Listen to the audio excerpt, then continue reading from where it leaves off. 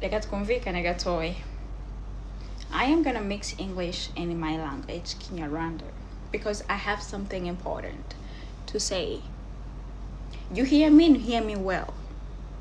All of you motherfuckers on my fucking page, in my comment section, abusing me, saying, ese no munyarwanda, ese no munyarwanda. Hey, none se gutya na gutya gutya. Ndabiyamye ku mama zenu. Ndavuze ngo ndabiyamye n'undi munsi munde mu maso. Do you understand? I am not one of those that you play with. Go play with your mama. I say go play with your mama.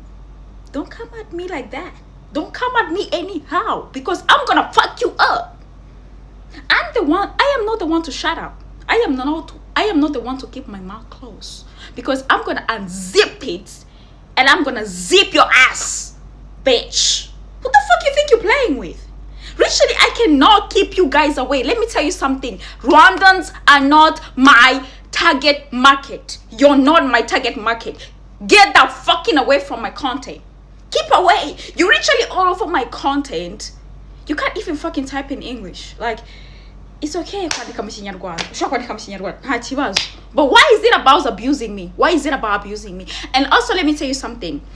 Mwabagabo mwe munyandikira muri DM zanjye mumbwiye munyandikira ibintu bidasobanutse muza nibigambo biri very disgusting kuri profile ufite umwana n'umugore.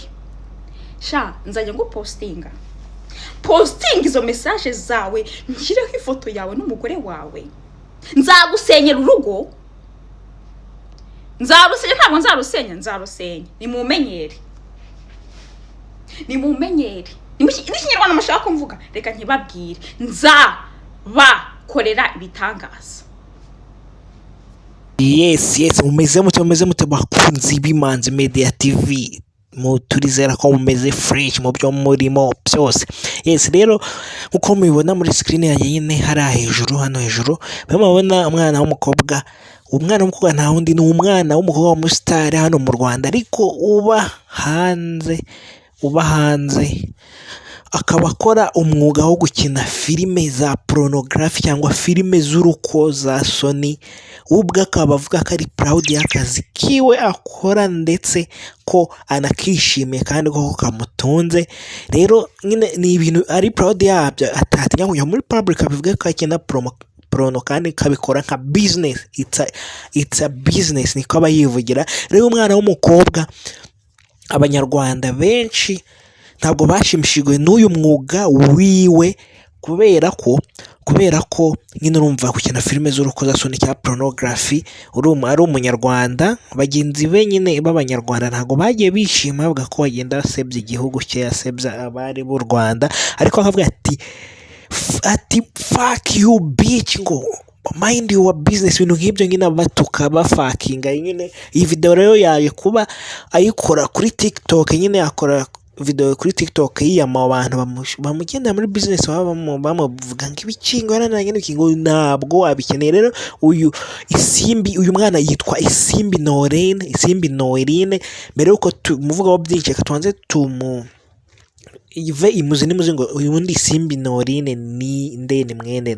Rero Isimbi Noeline ni umwana w'umunyarwandakazi ufite imyaka 25 ubu, akaba yarigeze kwitabira irushanwa rya Miss Rwanda, ariko ku bw'amahirwe make ntibyamuhira akaba Miss Rwanda katorwa. Rero nyuma yaho nibwo byatangiye guhishwa akakina filime z'urukozasoni akiri mu Rwanda, biza kurangira agiye hanze. Ariko mu by'ukuri akagenda avuga ko ibi yabitewe n'ubuzima bubi yakuriyemo bwo kuba yarakuriye ku muhanda. Nyine umubyeyi we w'umupapa atamwita, akajya ku muhanda, famiye ze zitamwitayo, ayoboka iyi nzira, abona ubuzima bumucanze kugeza kuri ubu. Rero akaba igenda avuga ko ari business imutunze, imwinjiriza agatubutse. Yes, rero uyu Isimbi Noeline nkuko natangiye mbibabwira, akaba nyine yaje kujya ku rubuga rwa TikTok maze asomera aha gasopo cyangwa yiyama abagenda bamuvugaho nabi akakina filime z'urukozasoni avuga ati nibarebe ibyabo ibyiwe babireke. Rero uyu Isimbi Noeline twaza tuvuga ko akina amaprono agiye atandukanye agashyirwa ndetse no ku mbuga zicuruza aya amafilime y'urukozasoni cyangwa za pornography, aho ku mbuga ze zose akoresha izina rya LexLuv Lana unava hose byanditsemo ahita umubona cyane cyane kuri internet nyine tugwa kuri izo filime z'urukozasoni akina. Uyu mwana w'umukobwa rero ngayo nguko nyine nuko ameze, nuko gahunda ze zimeze. Rero nkuko muri kubibona nyine video ye n'iriya mukanda bareka muyumve nyine mwumve ukuntu yagiye aba bantu bagiye batandukanye. Nyabona nk'abanyarwanda dufite umuco uturanga, ntituzishore mu bikorwa bibi nk'ibi cyangwa ibikorwa by'urukozasoni wenda kubera ubuzima cyangwa iki, ahubwo tugomba kwiha agaciro tukiha umuco wundi tugakora uturimo tw'amaboko cyangwa imirimo iciye mu mucyo atari nk'iyi mirimo, usibye ko nyine nawe avuga ngo ko bimwinjiriza ko bimutunze gusa nyine ubwo ni amahitamo yiwe. Ariko ntitwanamutera n'ibuye.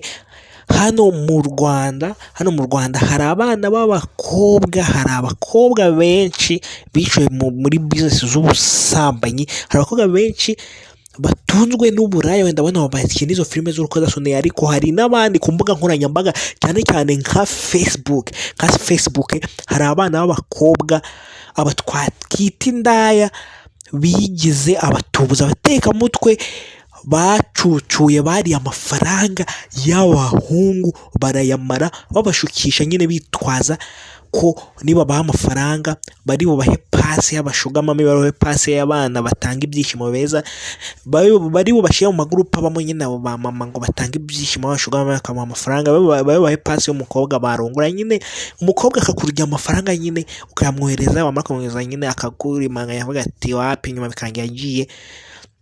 Hakaba nyine hari n'abandi babikora bya nyabyo, bakora ubusambanyi bakabushyira ku karubanda, ibisa nka pornography bakabikoresha cyane cyane kuri WhatsApp mu mbuga zabo no ku zindi mbuga nkoranyambaga, bagurisha amashusho y'urukozasoni rwa bagenzi babo cyangwa bo ubwabo kugira ngo babone amaronko. Twibutsa ko nyabona ibintu by'urukozasoni n'ibiki ndakeka ko biri mu mateka hano ibyaha hano mu Rwanda. Numva ko hari itegeko rihana gutangaza cyangwa guhererekanya amafoto cyangwa amashusho y'urukozasoni. Abanyarwandakazi twabasaba mwitwararike, mukore ibintu biciye mu mucyo, mukore imirimo y'amaboko, mukore ubucuruzi, mukore business, ariko ntabwo nabashikariza gukora filime z'urukozasoni. You're not my target market. I appreciate those who support me genuinely, but if you come to abuse me off my fucking page that I have built from scratch, why is it about you Rwandans thinking that you can police everything? We are a country that is developing, not just for what the West can see, but mentally. You gotta develop mentally too. You can't come onto my page, a random young woman who has built herself from nothing to what I am today. I don't ask any of you to support my life or anything. I have been surviving from the roots, from when I was a little kid. I have lived on the streets of Kigali. I have survived. I have helped myself from the beginning until where I am today. Look at me. Do I look like I'm starving? Do I look like I'm fucking suffering? Why can't you fucking support your own? Why can't you fucking support your own? Why are you always gonna be fucking negative about your own? Mufite ikihe kibazo mu mutwe wanyu? Nta kintu na kimwe kigaragara neza mu maso yanyu. Ibintu byose ni ibibazo.